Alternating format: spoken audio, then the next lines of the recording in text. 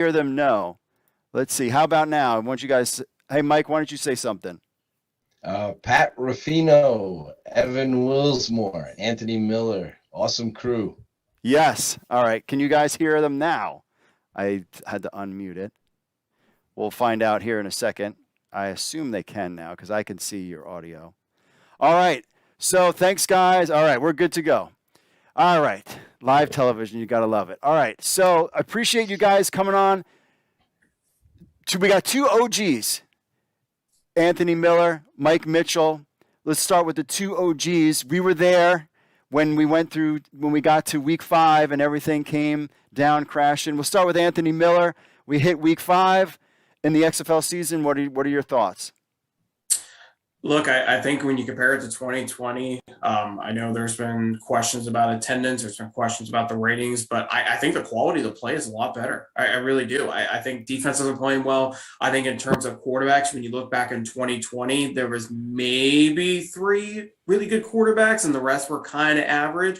I think this time around, we have some legit quarterbacks. I think, I know Ben DiNucci's been turning the ball over a lot, but he's been good. Brandon Silvers, AJ McCarron. You even look at like Luis Perez, Paxton Lynch. These are guys that have been pretty consistent. Jordan Tiamo's played a lot better. We're seeing an emergence of a lot better quarterbacks, and I think a lot of that has to do with the work Jordan Palmer did with the quarterbacks prior to it and developing them prior to it. So I think that's been a huge impact in it. I think the running games are not as great, but defensively, there's a lot of good individual defensive players compared to what it was in 2020. So I think, there's been some questions about other stuff. The quality of play has been great, and I really think it is better than what it was 3 years ago. Yeah. So, Mike Mitchell, what is your take as a guy that covered the league in 2001 when he was 10 years old, let's say, at the time? So, give us what's your take on the XFL now we passed through week 5? It's you start looking at every different aspect, and it's like there's so many gray areas, when you look at the business aspect, the ratings, the attendance. There are things you don't worry about with other leagues. So you think about, how long can this league make it? Can they get a foothold? Can they be successful over the long term? Can the new ownership group be patient with the league and wait out and weather the storms here? The football, I never have a doubt about it with these leagues. It's not an easy task putting together 8 new teams. There's going to be some sloppiness. We've seen some ugliness from a few teams on how they've handled situations. But overall, I think the football's been very good. I'm really impressed with the players that are in the league. I'm excited for a lot of these guys that have gotten an opportunity to play, the Ja'Cour Pearsons, the John Trey Kirklands, guys I'm huge fans of. And so, and even the veterans like the AJ McCarron. Yeah, it's great to watch him go out there and be a pro and handle his job. And, sometimes you get veterans in these leagues that are just like kind of loafing it. They don't care. And then so it's great when you have guys who are motivated and care and, they're really going out there and working hard and working with their teammates and connecting. So the Hakeem Butlers, they're like with these leagues, like I'm a football nerd. So it's like all these like football players are guys that I've watched in preseason games and that I've watched in college. And I go, why is this guy not getting a shot? And so it's like with Hakeem Butler, I've always like rooted for him to be successful and have an opportunity. I know in the NFL, he's kind of gone from wide receiver to tight end, so it's great to see him get featured and get a shot. He's got skills, so it's a lot of those guys. And then the young guys who are, practice squad guys who, are on the verge of making NFL rosters, the real, I guess, player 54s, they just missed out, ended up on the practice squad and then finished the NFL season on practice squads. Some got cut in December and January, what have you. But these guys are like players like John Trey Kirkland. He had 2 touchdowns in the preseason last year. He made the Cardinals practice squad. I'm not surprised he's lighting it up. I would hope guys like Kyle Sloter would play better. He's one of my preseason heroes from the NFL, guy I've loved since college. But, the football aspect, I'm always a fan of it. The deeper we get into the season, the more fun the games are to me. These teams are developing and they've kind of developed their identities. And then the games take on that much more importance. I can't wait till DC and Houston on Monday night. That's going to be fun just to see that matchup. So from the football aspect, excited, happy, glad we've gotten to this point. Can't wait to see the second half of the season. The business stuff, the rating stuff, attendance, all that, you kind of worry about it, here and there to see what kind of mark this league can make over the long term. But from the football stuff, this is heaven for me. Yeah. So, Pat, you cover basically the biggest fan base in the XFL in St. Louis. What is your reaction being at the games, and how do you think the Battlehawks are doing this season? You're mute.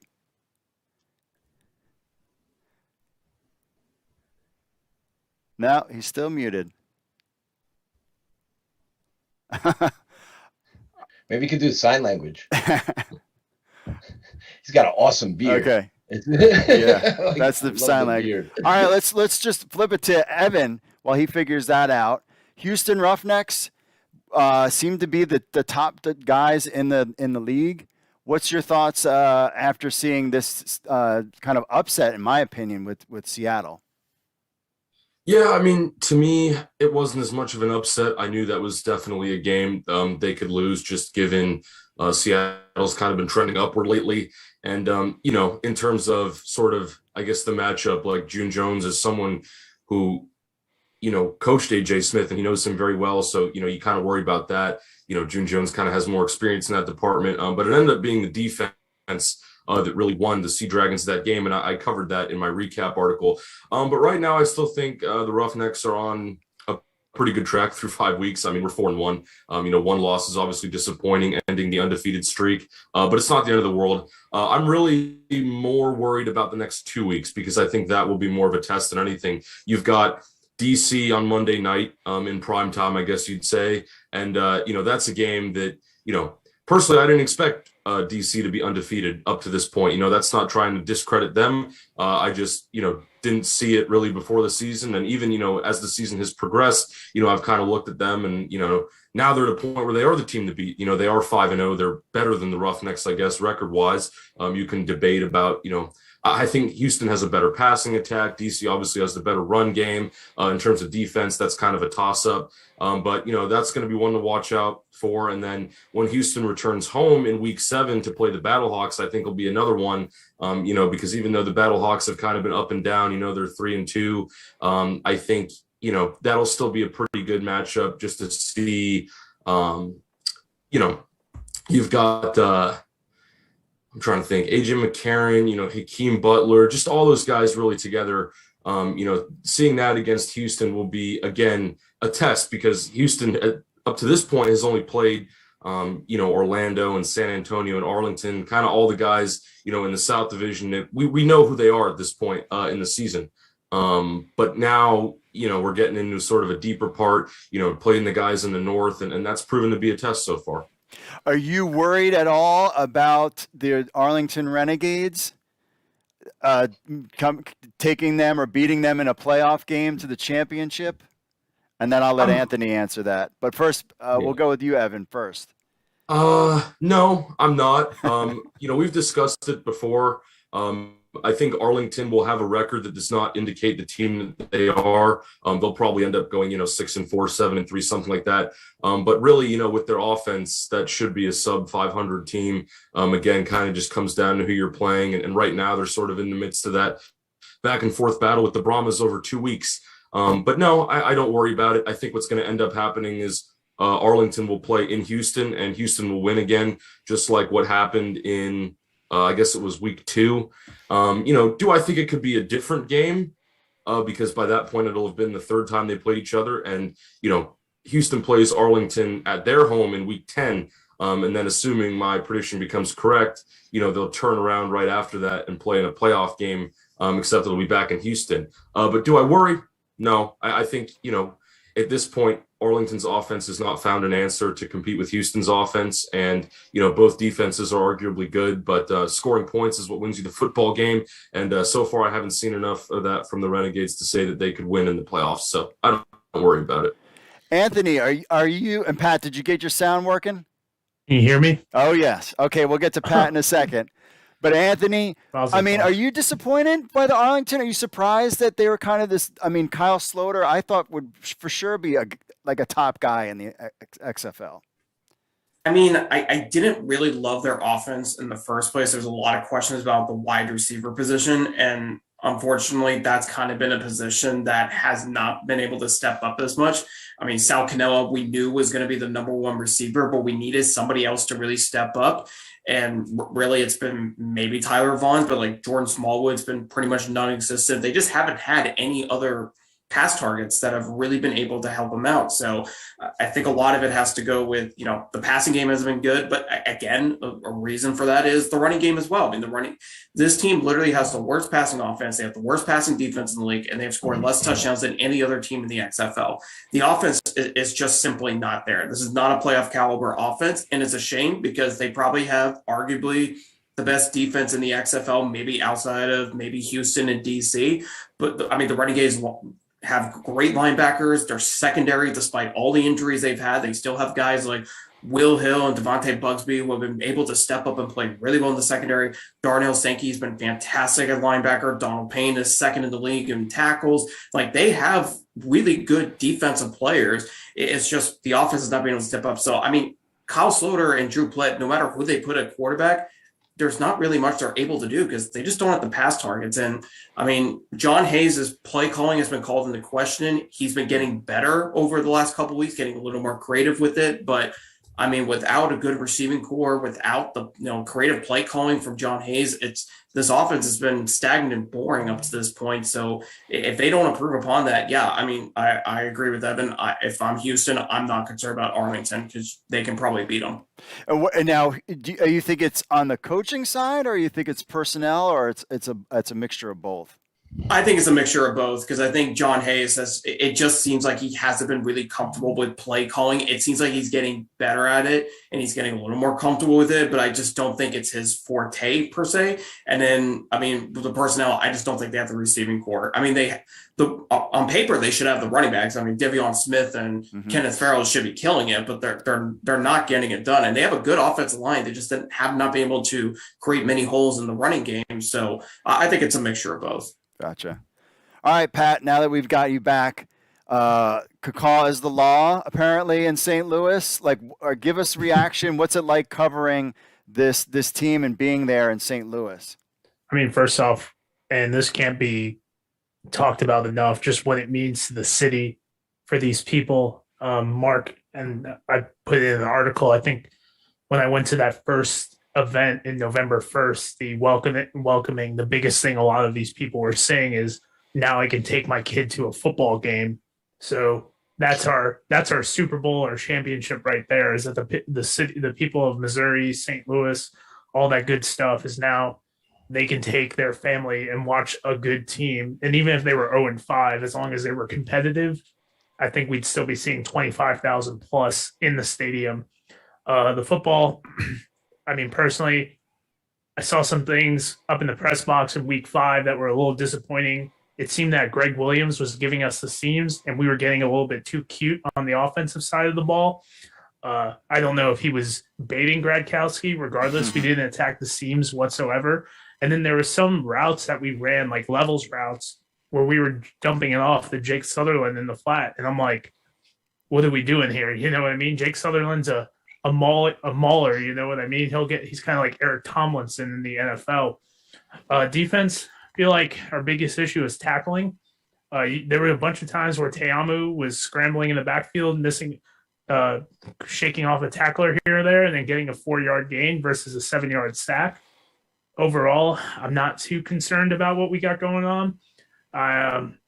DC is a very one-sided team, obviously, and that's because they can be. They haven't been really forced to throw the football, but Seattle's right on our heels. I do feel better about Seattle because I do think we're just a DiNucci turnover a week between being 3-2 and 0-5.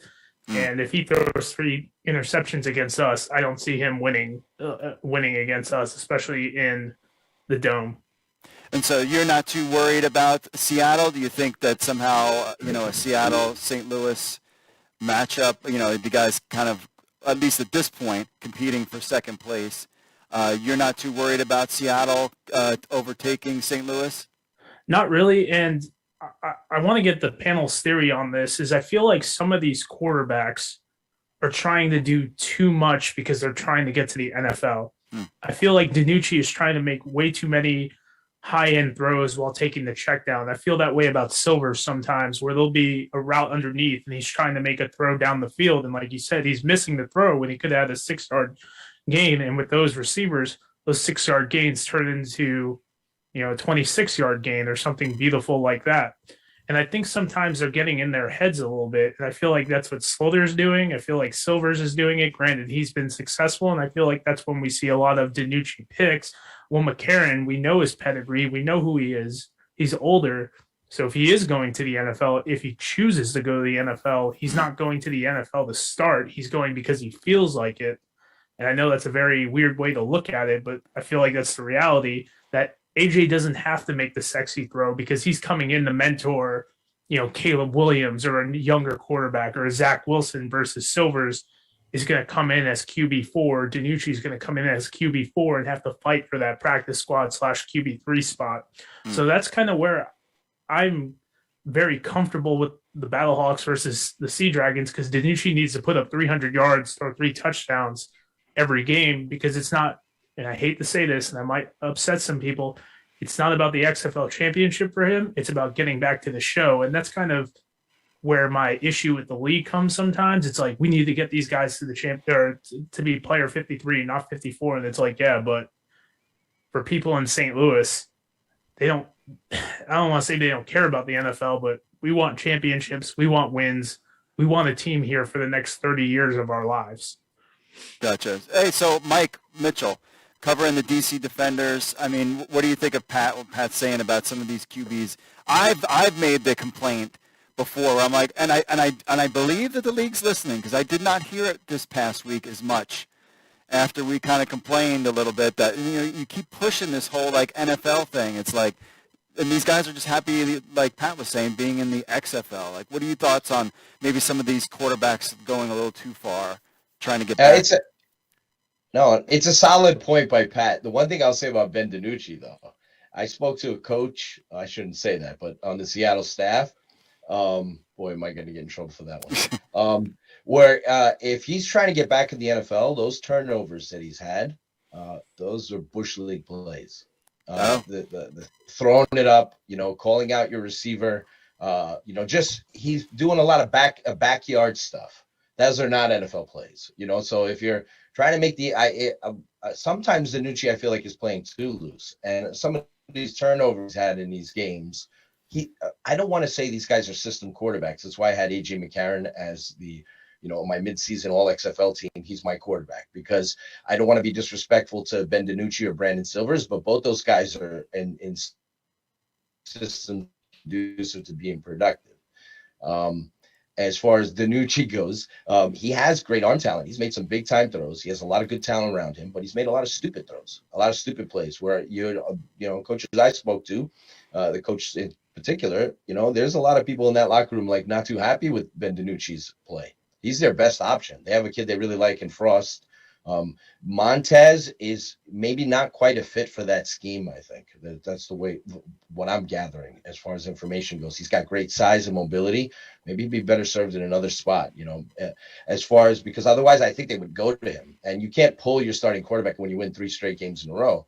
But I think if Ben DiNucci's trying to hot shot to get in the NFL, it's backfired completely, because his hot shotting and trying to make things happen, it hasn't really panned out. There's a play this season, one of the most exciting plays of the year, 4th down conversion, where Ben DiNucci hit Josh Gordon, he backpedaling the game-winning touchdown and all that. Josh has bailed him out on a few plays. So I wouldn't be, that doesn't sit well in a locker room if you're trying to undress a player. And I know that they were talking about it on the broadcast there. And Brandon Silvers, Pat made a good point about him too. I also noticed this, thanks to the XFL's All Access. Caleb Ellaby was trying to tell Brandon Silvers during halftime, we've got to take the underneath stuff. We got to take the 10 yards, the 6 yards and all that. We stop trying to go down the field, And that's a very good advice by a guy who's not dressing, who's very talented, by the way. I like Caleb Ellaby. I'd like to see him get some playing time. There's a couple teams in the XFL probably could use him right now. But, Silvers is also, sometimes you get a little loose and free. It's a fun system to play in. You got 4 wide, you got all these cool and unique plays, easy completions, but sometimes you want to go for the home run. So I do think some of these quarterbacks need to like rein it down a little bit and not. And as far as the overall point about whether or not players are trying to play just for NFL spots, I'm sure that's in play with a lot of these guys. Probably why you're going to get people playing hard, even if guys are eliminated from the playoffs. Even if guys have clinched already a playoff spot, coaches might rest a few guys here and there, but a lot of guys are putting out game film every week and looking to get back to the show. So, but it's a little bit of a factor there. I do think that these teams are treating it not completely like a developmental league, because some of the coaches, although it's not really worked out for them, have fired their offensive coordinators. Usually don't see that in these kind of leagues. Usually they're just not like that knee-jerk relinquish duties from the offensive coordinator. We saw that already with Dwayne Taylor, and Robert Ford has kind of taken a backseat to Matthews there in Orlando. So yeah, it's kind of a unique San Antonio, obviously Hines Ward with Jaime Elizondo. So that element shows me that these teams are trying to win rather than just get our guys reps. But the quarterback play has been pretty good, the top end, and we've had some young guys that have struggled. So the Jack Cones of the world, unfortunate the Reed Sinnett, they waited too late to start him. Kyle Sloter, I think, is pushing. If you look at Pat's point there about, this might be his last chance. I hate to say this, maybe this will ruffle some XFL fans' feathers, but I felt Sloter had better pass targets with the Breakers in New Orleans. But even there, and that's not saying much, because I think Arlington has the worst skill position. And I'm not, I'll get in trouble for this one too. Davion Smith and Kenneth Farrell look good on paper, but they've looked a step slow to me because they're a little bit on the older side. So almost called him Dallas. Arlington could use a more dynamic young runner, like an Abram Smith type, Max Borgi, that kind of deal.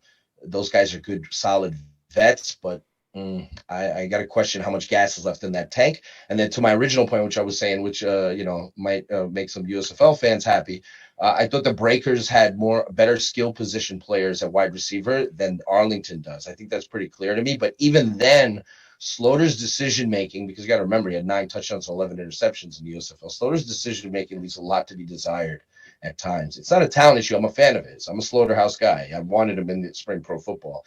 He's been disappointing, but Arlington, I think, kind of dropped the ball because Orlando has much better receivers than Arlington. They're much better receivers than San Antonio. So I think Rick Mueller, probably get in trouble for this one too. Rick Mueller, I don't think he did that defense is tremendous, special teams tremendous, both sides are elite. I don't think the Arlington, when you stack up their roster, they're 3-2 because of their defense and special teams. Because when you compare them to the rest of the XFL, but we probably could throw the Brahmas into this too. They just don't quite have the personnel, the talent level that you need. Sloter could use although who knows where he ends up, like a Victor Bolden type. So, hey, first question from Don. His question is about the Battlehawks. So this is to Pat. Can the Battlehawks defeat the Defenders? Oh, and we'll ask you too, Mike, about this one. Can the Battlehawks defeat the Defenders in the King of the North game, assuming they don't shoot themselves in the foot with penalties? Pat. I mean, if you look at all the missed tackles that they made, Te'amu goes from rushing for 30. Like I think Abram Smith still puts 150 yards plus, because that 70-yard touchdown run he had, like the safety barely put an arm on him. And granted, that's just breaking down and getting into all the football lingo. But regardless, Abram Smith would have had 150 yards that game. But there was at least 3 almost sacks that they had where Te'amu ended up getting 3 or 4 yards. So you're going from a 3rd and 17 to a 3rd and 4. That stuff matters over time. Their offense, I think, is much better as a complete whole with than the Defenders.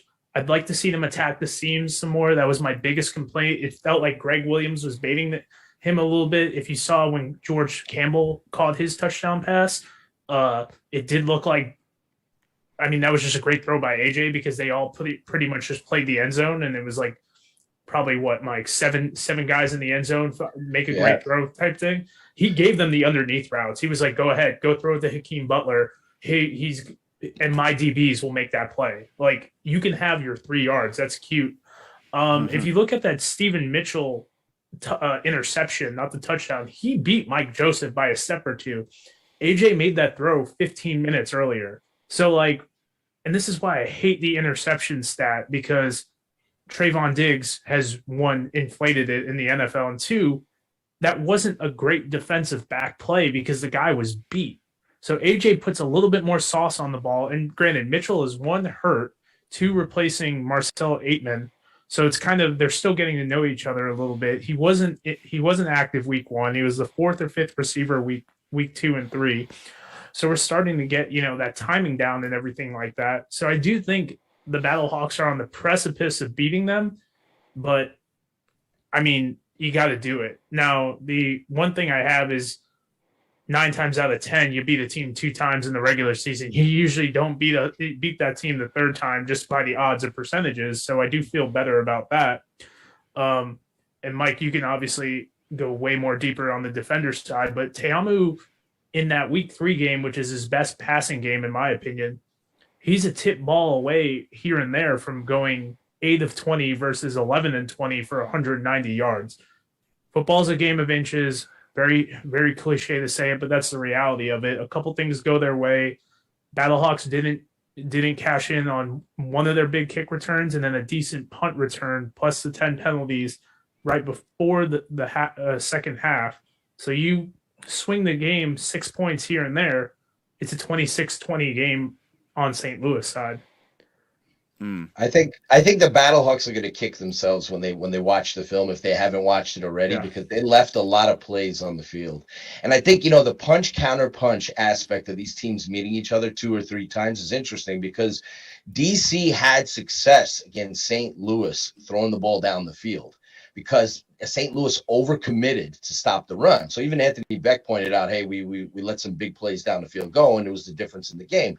So what they do, they try to guard against the potential deep ball at home against the defenders. And now DC, and they did a good job, for the most part, at least stopping Derek King. They did a good job for the most part of watching for the quarterback runs, with the exception of Teamu breaking tackles. But because they were guarding against the deep ball, now Abram Smith had lanes to run through and break through.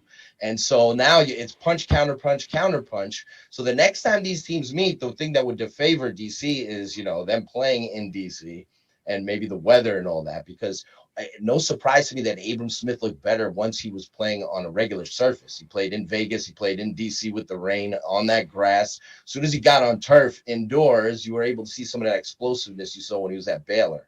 So I think if the teams meet again, St. Louis, if they get the weather that they need, needs to capitalize on what they're going to see, what they've seen on film against Greg Williams' defense. He tries to bait you into throws, and then you got to have the arm strength and the recognition to make those throws when they're there. If there's any hesitation there, Michael Joseph can recover, that kind of thing, to make a play in the zone. So I would love to see them play. There's no guarantee that they will. I think the one negative to the whole thing, if you're looking at it from a league aspect, is if DC keeps winning and St. Louis struggles to make the playoffs, it would have been awesome, the possibility of St. Louis hosting a playoff game at home. Agreed. I don't know. It doesn't. Who knows at this point? There's still time left in the season, 5 weeks. I don't know if we're going to see that. So we'll see. I mean, St. Louis may not. I think they will, but they might not make the playoffs. So I know that's for Battlehawks Nation. That'll piss people off, but it's possible. I mean, that's a tough division to get in. So we'll see how it goes. They could meet again, and if I was DC, I would be worrisome about that. The thing about the Defenders, which is great, is what they're doing, and they still beat you. So their offensive line is really good, and their scheme is very good, and it's hard to defend that team because they've got talented runners and talented running quarterbacks. So who do you key in on? So, and, they have they've been adding new runs to their scheme too, which is great, So yeah, I'd love to see that matchup again. Will we? I don't know. We'll see. Yeah. So Evan, you get to cover the top team in the South Division in the Houston Roughnecks, but we also have the Brahmas and the Guardians out there. And I know you've been to basically a game every weekend. Is that correct? Yep. First 3 weeks of the season I was there. So I've seen Guardians, Brahmas, and Renegades. I've seen all three of the South teams. Yeah. So what's your take on the Brahmas and Guardians? I mean, Quentin Dormady, is he the guy in Orlando now? You know, it's tough to say. So in week 1, when I was in Houston, Quentin Dormady played a significant chunk of that game after Paxton Lynch. And he looked not great, to be honest. I mean, again, it's week 1. You're playing a really tough defense. Clearly the Guardians still have things to figure out. I get it. But that Vegas game, I think, should give Guardians fans maybe a bit of confidence. Now, look, your chances at the playoffs are like 1%, but it should give you confidence that you could maybe at least be a bit more competitive. And I know Vegas was 0-4 at the time, going into that game. And yes, they still won. But I think, Dormady in that game, you could say looked better individually, stat-wise, and in that, again, performance than Paxton Lynch has looked, sporadically throughout the season. Do I think that Paxton Lynch maybe has more upside? Sure.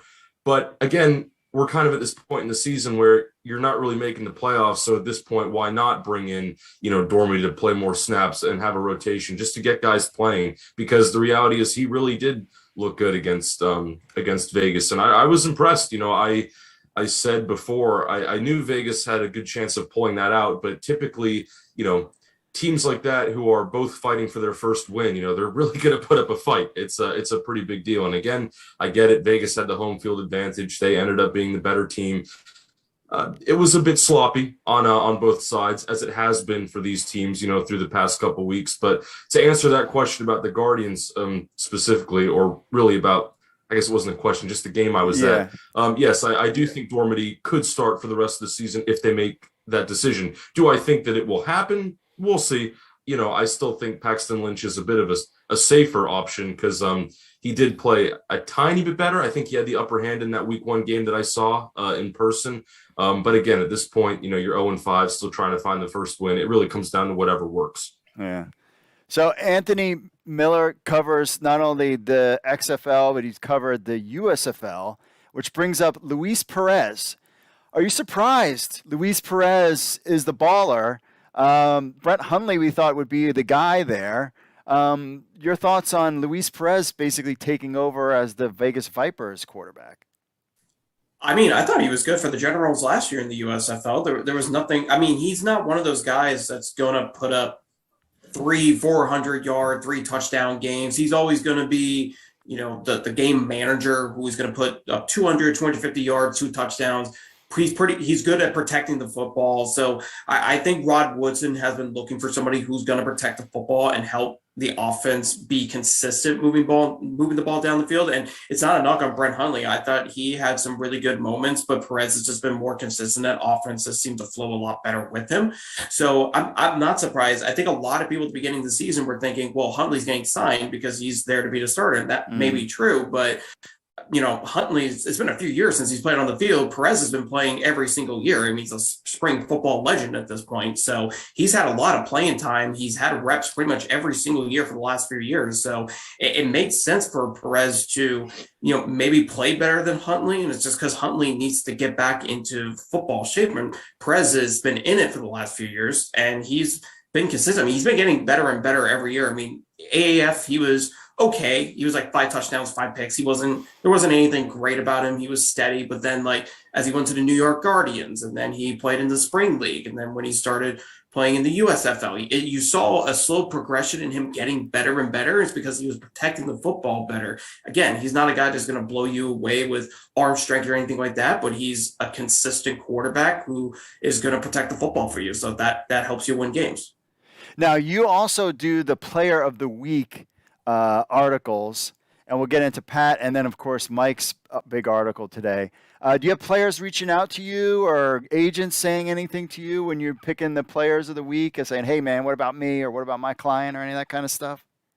Not yet, but I hope if they reach out, it's always going to be compliments. But fans are going to have their opinions on it. On other players they should think about. It's really hard for me to pick. I mean, this week was a lot easier. I mean, Abram Smith was easy pick for Offensive Player of the Week just because he put up 218 yards on the ground and 3 touchdowns. So, and then Darius Shepard, he got my Special Teams Player of the Week for the second time in 3 weeks just because of what he did on special teams. I haven't had anyone reach out to me quite yet, but I'm sure that's going to be coming soon enough if I make any controversial picks. So Pat, you do the quarterbacks rankings. How would you? It's half of the season is through. How would you kind of rate the quarterback play overall, and who do you think are the top 3 guys that'll finish the season at the top? I mean, it's the most consistent right now. It's going to be Silver's one because he is putting up statistically gaudy numbers. But I do agree with Mike that overall AJ because it's kind of this Andrew Luck thing in my opinion. So I'll go on this tangent before I get back to the original question. Sure. When you say the MVP, it's the most valuable player. That shouldn't mean the best player in the league, right? We all think it is, but who is the most valuable player in the NFL during Andrew Luck's time? It was him because of how bad the Colts were, which led to his early retirement, unfortunately. So if you look at the spring league stats of Kevin Anderson, and I love Kevin Anderson was Garrett Gilbert's 3rd string in the AAF. Didn't play much in the CFL. He threw no picks and was like top 10 in the league in a 2-quarterback system in the spring league in 2021. Brandon Silvers was better than him. So I think that relies more on the system. So when we go the most valuable player of the league, I think Mike hits it on the head or most valuable quarterback, all XFL quarterback.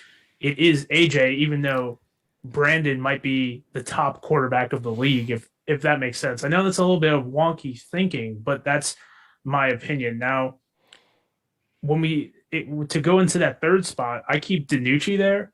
And the reason why I don't keep Teamu in that 3rd spot, despite the 5-0, is because it's kind of that Taysom Hill mold right now. He's not the best quarterback in the league. He's one of the top players and whatnot, but he's not throwing the ball. And until he's like, how am I going to see you with adversity, if that makes sense? Like when I need Teamu to throw the ball 30 times, are you going to throw for over 60%, 3 touchdowns, 1 pick? Because, all the injuries on the offensive line, Abram Smith is not getting it going. Raquel Armstead is hurt, and De'Aaron King is just, they figured it out. You know what I mean? So that's kind of my metric. I do think Mike gets it right on the all XFL quarterback is AJ, but he's number 2 in my rankings. I was creeping Paxton up there for a little bit. He didn't play bad in his little stint this weekend, but he didn't play amazing, which is why he was swapped out. I'm a Paxton Lynch guy, so I'll always shill for the dude because especially last year in the USFL, a lot of drops. 2 of his interceptions were off the receiver's hands. We've seen a couple of that here with a lot of drops with his receivers. And then Luis Perez just had he's gotten those 2 consistent back-to-back start or multiple majority playing time, not starts, because last week he was backing up. But I think he'll creep into that 4 or 5 role, which I'll put him possibly over Teamu because he's throwing the ball more and whatnot. So it kind of gets weird in my opinion, but I feel very comfortable. And as far as with feedback, I've had a lot of people agree with me. I've had a couple players reach out, not guys on the list yet, but a couple players have been like, okay, yeah, that makes sense. Your reasoning sound. Obviously in the initial list, I got a little bit more feedback from a player who thought he was better than Mr. Slaughter, but that's his opinion, and I respect it because he's on the field and I'm not.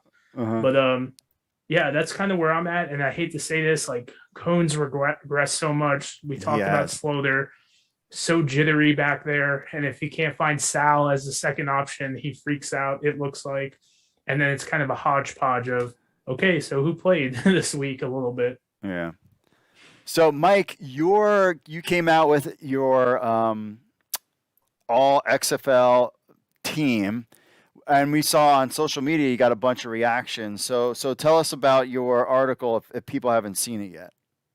Yeah, it's difficult to do. I gotta admit, I might have pushed it a little bit with honorable mention. There's so many players that I want to shine a light on that I think it was 13 offensive linemen. Of course, I have the first team 5 guys, but there's 8 guys. And when I look back at it, I go, you know what? I might have missed a couple of guys, but there's only so many guys I can list on honorable mention. There's some guys who played well, but they haven't played that long. They've been injured, the Jared Jones-Smith, those kind of guys.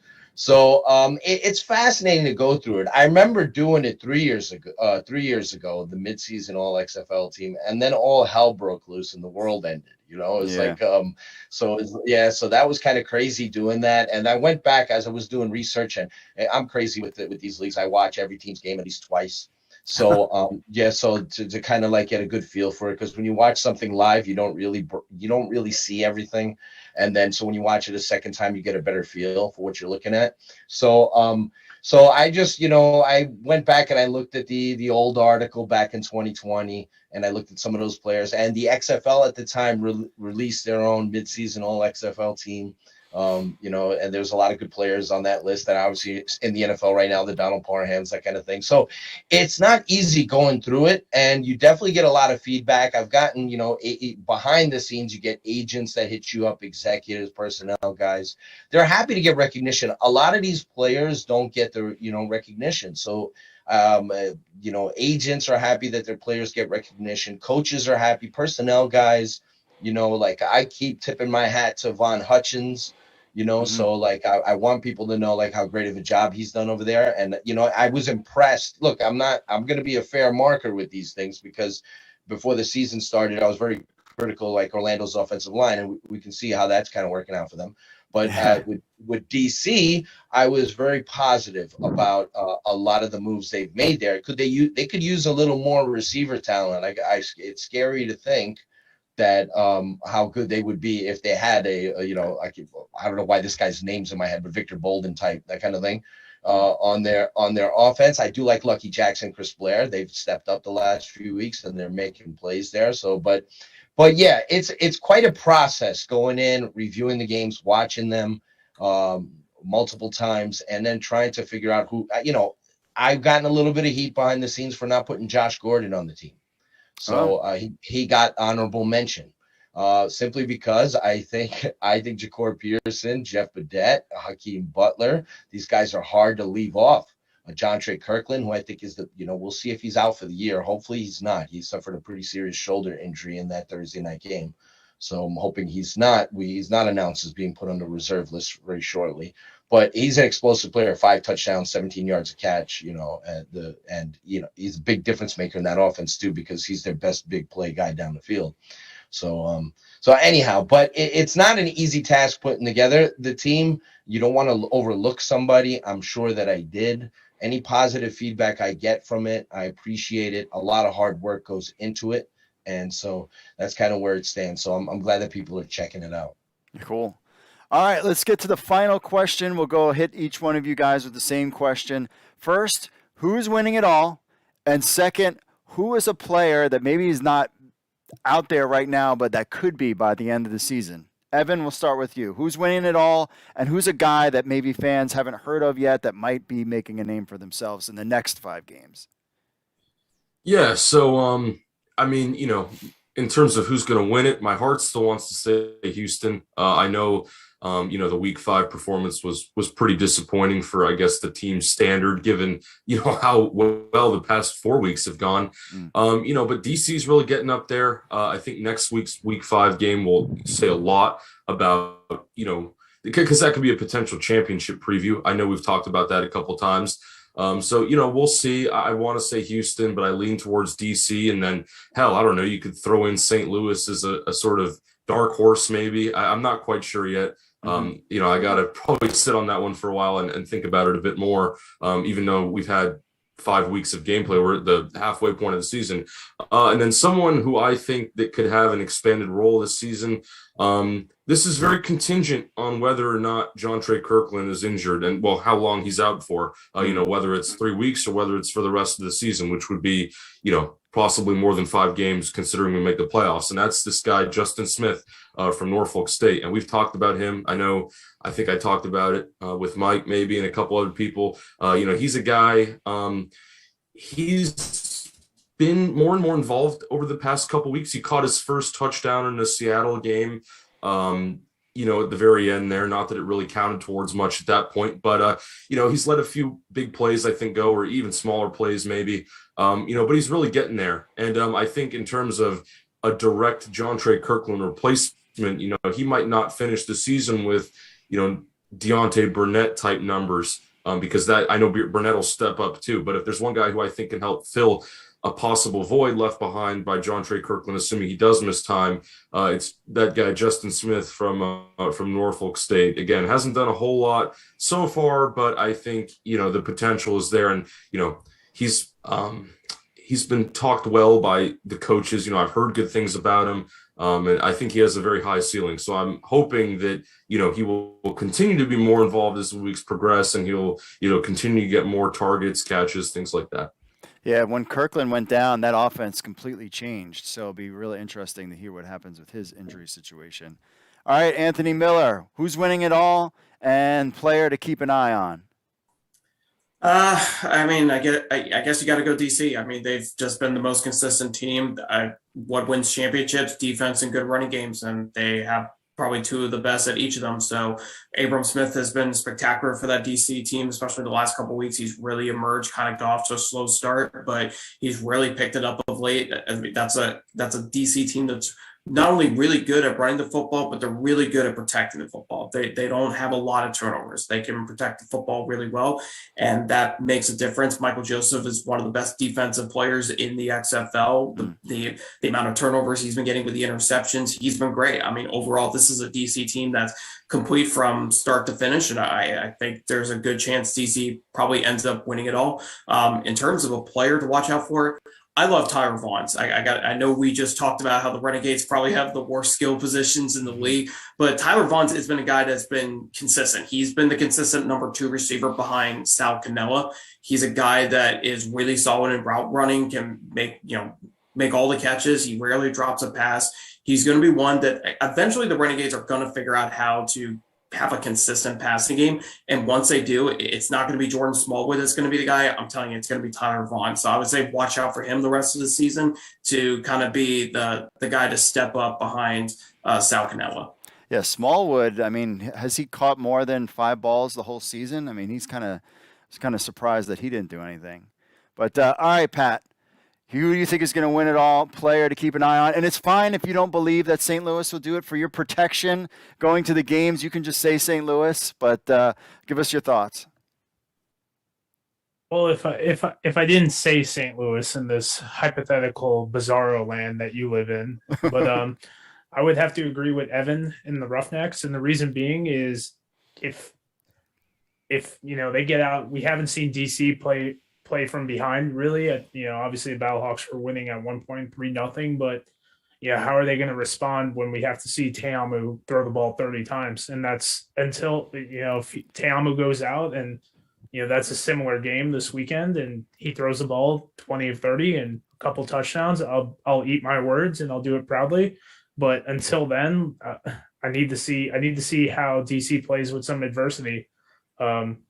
Houston got, very rarely do we see a 10-0 team in these leagues. I don't think we have. Mike would know more than me because he's covered them way more. But until it's good to get that one loss out of the way, kind of humble yourself a little bit and, continue to progress on from there. So obviously it will be the Battlehawks, for my protection. But if not, the Houston Roughnecks were definitely, right now my second team. And then what about a player? AJ Smith fanboy.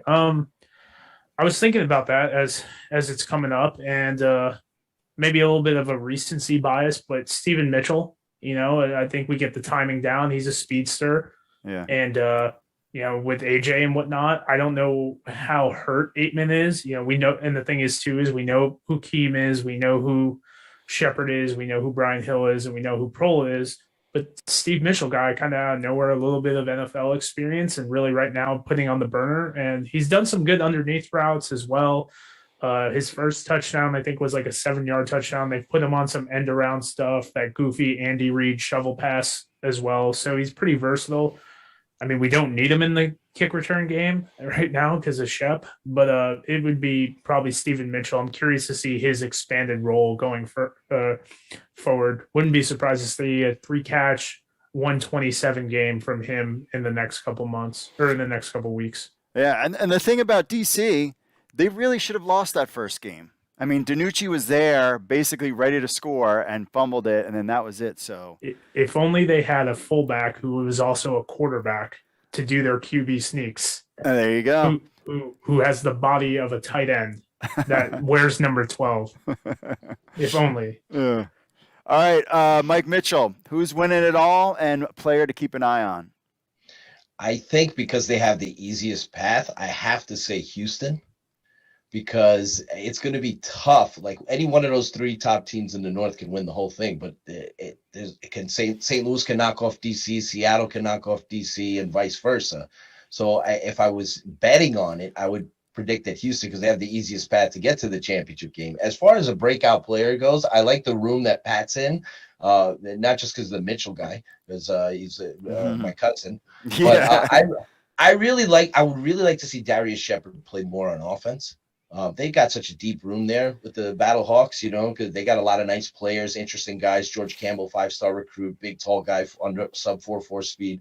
They got a lot of talented guys. Stephen Mitchell's a big time threat, but I'm a huge fan of Darius Shepard. I understand maybe they don't want to like wear him out thin, like put him in too many roles, but I would love to see him on offense, because I really think that he could be a star receiver for them, a number one go-to guy. I know that's saying a lot because Hakeem Butler's eating up all the targets there, but there's no doubt in my mind he's going to be on an NFL roster, Darius Shepard. So his receiving ability, which I was impressed with in the summer, and of course in the USFL, and then his return ability, you should make an NFL roster with that skill set as far as I'm concerned. So I'd like to see him be featured more, because I'm not trying to be disrespectful to Campbell or Mitchell. Both those guys can contribute, but I just feel like Shepard's more polished and than those guys, and I think he could be a factor on offense. St. Louis is a very talented offense. Brian Hill's a heck of a player too. He's one of the top backs in the league. So championship, I will say Houston, even though I think DC is the best put together overall team, and everyone knows what they're doing, and it doesn't matter. So they just need to prove, like Pat said, that they can, they don't want to get in a shootout, but that they can stand up if they have to in the passing game. And so it's good to see that Lucky Jackson, Chris Blair step up last couple of weeks. We'll see if the adversity comes and they're called to do it, and they can. Yep, this will be the week to find out, Monday night. All right, Evan, where can people find you on the social and et cetera? Yep, I'm on Twitter at Evan_Willsmore. I'll be posting, Roughnecks news, game highlights, everything like that from when I'm at the games. We come back home week 7 against St. Louis, which is a game I'm really looking forward to. So all that'll be there. Working on a midseason review article right now for the team. So a lot of good stuff coming. Cool. All right, Anthony, where can they find you? Yeah, you can follow me at @ByAnthonyMiller on Twitter, and I'll be got some great Renegades articles coming out. Just got one today out, so you can check it out, and I'll have some more coming in the week. And then obviously the Renegades have 2 home games coming up here in the next week and a half. So I'll be at those games covering it. Cool. Pat, and you got your little YouTube channel too going on, right? Where can they find you? Well, they can find me in St. Louis rolling on dubs. Yes. I've been waiting for that one. But no, you can find me on NFL QB Talk. You can on Twitter, Pat from Cali on Instagram, and Analyze and Educate on YouTube. I got a couple guests lined up coming. So that's where you got me, or just randomly somewhere in Clayton, Missouri, at a nice Italian restaurant. There you go. All right, Mike, where can they find you? Western Mass near Amherst. No, at by Mike Mitchell. I'm in all the hubs: USFL News Hub, CFL News Hub, XFL News Hub. Also write for the JetPress.com. I got a couple Jets articles coming out there. So 4 different leagues writing about. So there's something wrong with me in the head, but it's just the way it goes. All right. Hey, once again, guys, I appreciate you taking the time. We made it through week 5. I'm super excited to get through week 6, and then I'll take a little breath. I said week 6, I'll be chill. Week 8, and then week 10. So this is what we did the first time. Now there's nothing crazy going on. Hopefully no space aliens come in this week, so we should be all right for week 6. So again, I appreciate you guys coming on the program. Thank you, Mark. Thanks for having Mark. us.